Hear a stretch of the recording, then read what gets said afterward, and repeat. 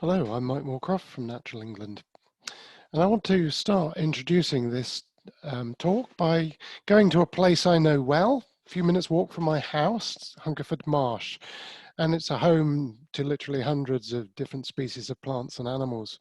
But it's also a place where floodwaters can accumulate, where soil builds up carbon, and where people go for walks and to cool off by paddling in this lovely chalk stream on a hot summer's day. Now, it's a place that's been shaped by climate alongside geology and human land management. So it is affected by climate change, but it's in good condition and it has a degree of natural resilience. And we need more places that are in good condition and naturally resilient to climate change. But the question is, how do we go as we go on from here, from roughly 1 degree of warming up to those higher levels we've been talking about in this conference? And it is important not just for the species, the biodiversity that live in natural places, but also for people.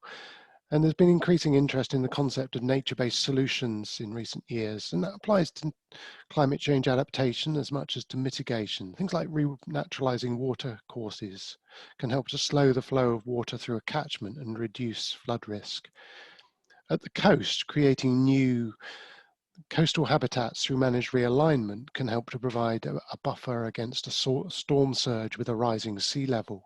And in a city, urban parks and trees can provide a welcome cooling space on a hot day. But of course, the nature-based solution concept has really been coming to the fore in terms of carbon and reducing greenhouse gas emissions. So we've seen a big interest in the planting of trees, for example, like here on the right. And in this case, it's in a good place and will produce carbon and increase the biodiversity value of the place. It's actually the edge of a school playing field, and perhaps also provide some of that cooling for children playing in their lunch hour. But there are places where nature-based solutions for carbon may actually be counterproductive if done badly. So a raised bog like the one on the left here is not the place for trees. And we've seen problems with peatlands being afforested, leading actually to a release of carbon, but also compromising biodiversity and adaptation objectives.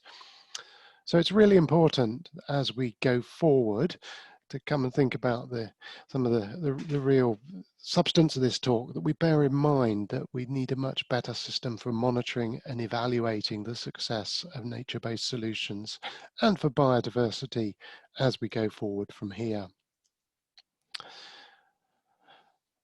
One of the things that's been of concern to me for some time now is that as you move from a situation of, say, 1.5, 2 degrees of warming through to 3, 4, or God forbid, more degrees of warming, we actually start to need a change in mindset in the way we manage the natural world.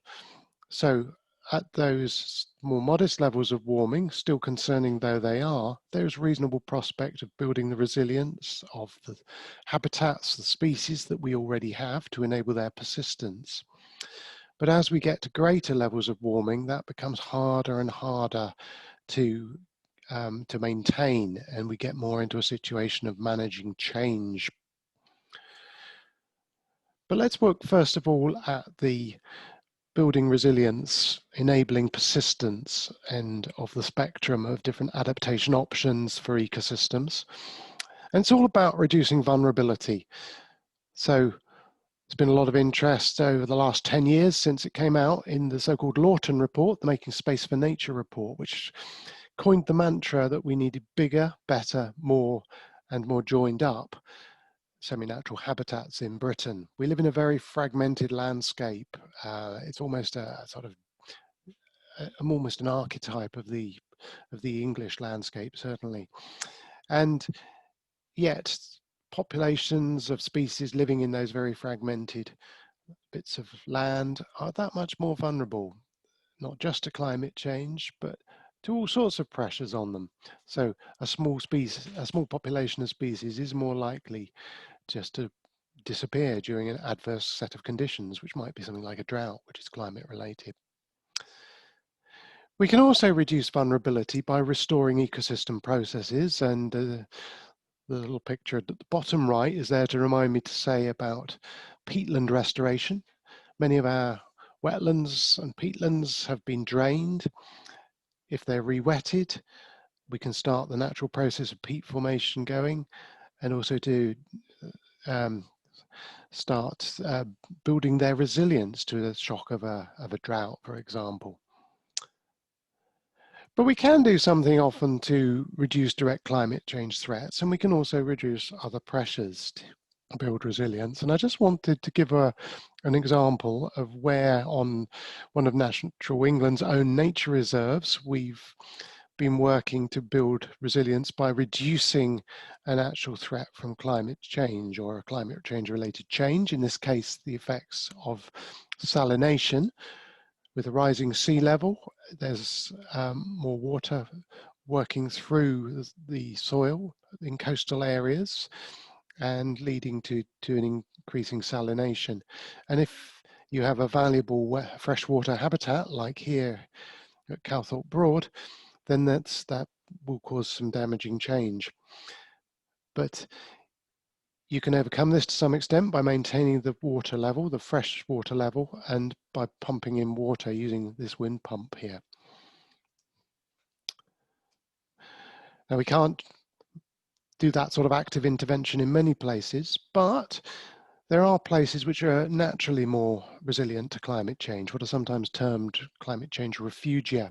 So both at the national level and at the local scale, and the local map here is from the Lizard Peninsula in Cornwall, you can find spots within the landscape that are warmer or cooler than others, and that's what the different colours show on here. For example, north-facing slopes can be cooler, which may allow a species or a habitat to survive in situ that much longer than if it was on a warm south-facing slope.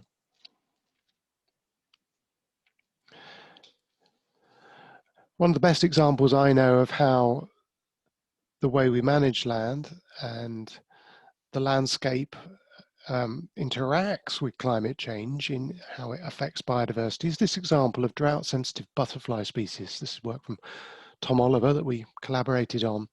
And this shows on the picture you've got up at the moment, what happens to modelled survival of colonies of drought-sensitive butterfly species as you go through the 20th century under two different levels of climate change, the representative concentration pathways 2.6 and 8.5. And you can see that at the lower level of 2.6, which is really a very optimistic climate change emissions scenario, you can see that the colonies do last longer, but nevertheless, it's all downhill and they do decline over the course of the 20th century as a result of droughts. But contrast it with this figure. Now, in this case, this simulates what happens where you don't have highly fragmented patches of habitat, but larger blocks, the same area of habitat, but in larger blocks where there's less of the habitat patch at the edge, which is particularly vulnerable and doesn't support populations so well. And you can see at the lower level of climate change, there is hope that actually we could see these species persist through the 20th century. So there's scope there to build resilience in terms of creating larger habitat patches. But it's important to note that that doesn't work at the higher level of climate change. And we'll come back to that thought.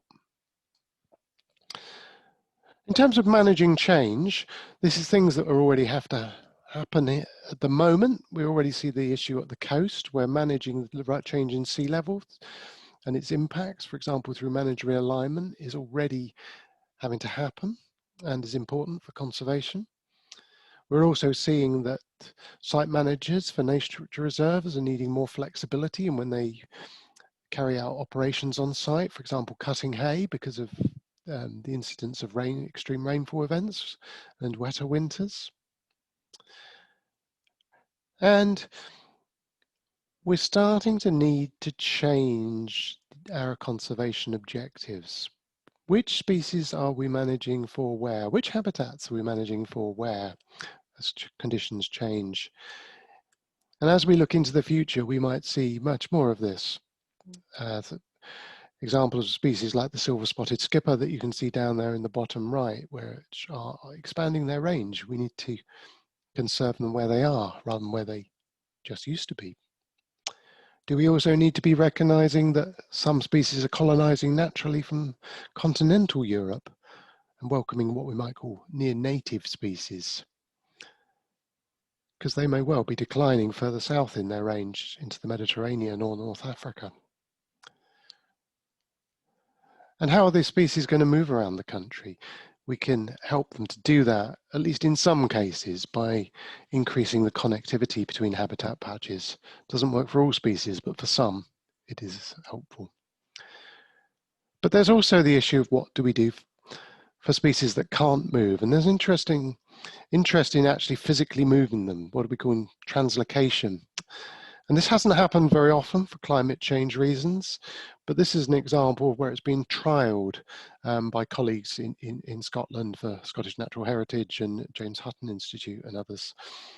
And this is a site visit where we're all looking to see if we could find this lichen that had been put in a different place. It does create problems when you've got more larger species with more impact on the place they're going to than this tiny little lichen, but it's important to start trialing these things and learning to manage change. Well, we haven't got long, so I just wanted to flag up to you. You can read more about climate change adaptation within the context of nature conservation, and I would just quickly do a sales pitch for our climate change adaptation manual and also for a series of climate change webinars that we put out earlier this year. You can find them on Google. So some conclusions. We do need to adapt now. It's already with us, climate change, and we are starting to adapt. A lot more to do though. Nature-based solutions can help to deliver adaptation and mitigation benefits for people and nature. But it's really important that we rigorously monitor and evaluate the adaptation outcomes of NBS, as well as for the greenhouse gas fluxes. In terms of the resilience of the ecosystems themselves, restoring natural processes, putting them into good condition can help to build resilience. But as we move from a situation of 1.5 to 2 degrees, sort of warming up to possibly 3 or 4 degrees, we would have to be in a space much more of managing change.